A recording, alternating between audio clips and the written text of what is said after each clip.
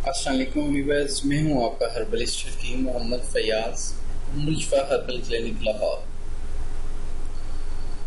مردانہ بانجھ پن کے حوالے سے آج کا میرا ٹاپک ہے کہ مردانہ بانجھ پن کیوں ہوتا ہے اور اس کا سدباب کیا ہے، اس کا ہربل ٹریٹمنٹ کیا ہے، اس کا دیسی علاج کیا ہے، اس کا آپ کو دیسی نسخہ بتاؤں گا، ہربل ٹریٹمنٹ بتاؤں گا۔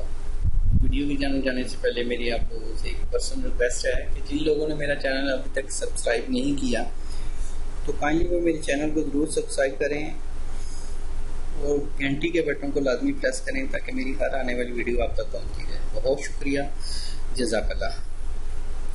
ابھی آتے ہیں ٹاپک کی جانب۔ تو یہ مردانہ بانجھ پن کے حوالے سے یہ ہمارا آج کا ٹاپک ہے۔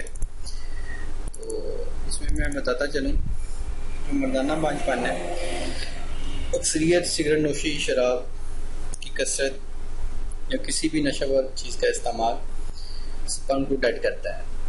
زیادہ بیٹھے رہنا، ٹھیک ہے، اور باقی چیزوں کا استعمال بھی سپرم کو ڈیڈ کرتا ہے۔ تو اس کے لیے جن کے سپرم ڈیڈ ہیں، زیرو ہیں، ان کے لیے ایک بہترین نسخہ ہے۔ آپ رپورٹ کروائیں اور اس کے بعد یہ نسخہ استعمال کریں، اس کے بعد پھر رپورٹ کروائیں، انشاءاللہ کافی اچھا افیکٹو رزلٹ ملے گا۔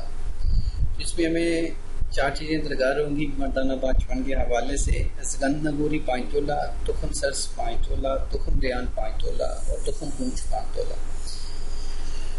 تو یہ چاروں چیزیں آپ کو کسی بھی ہربل اسٹور، کسی بھی پنسار سے آپ کو آسانی سے مل سکتی ہیں۔ تو یہ چاروں چیزیں لے کے آپ نے گرائنڈر میں ڈال لیں، گرائنڈر میں ڈال کے اس کا باریک اسکوپ کر لیں، مکس کر لیں، اچھی طرح یکجان کر لیں اور کسی بھی شیشے کے برتن میں اس کو محفوظ کر لیں۔ تو 5 گرام آپ نے صبح اور 5 گرام خالی پیٹ 1 گلاس گائے کے دودھ کے ساتھ یہ استعمال کرنا ہے۔ اس کے ساتھ آپ اخروٹ کا جو مغز ہے، اخروٹ کا مغز، بادام کا مغز، پستے کا مغز، یہ 2 کلو دودھ میں اس کی کھیر بنا کے کھیر بھی استعمال کریں، اس سے بھی کافی اچھا افیکٹو رزلٹ ملے گا۔ غذا میں زیادہ انڈے کا استعمال کریں، انڈے میں پیاز ڈال کے اس کا استعمال کریں۔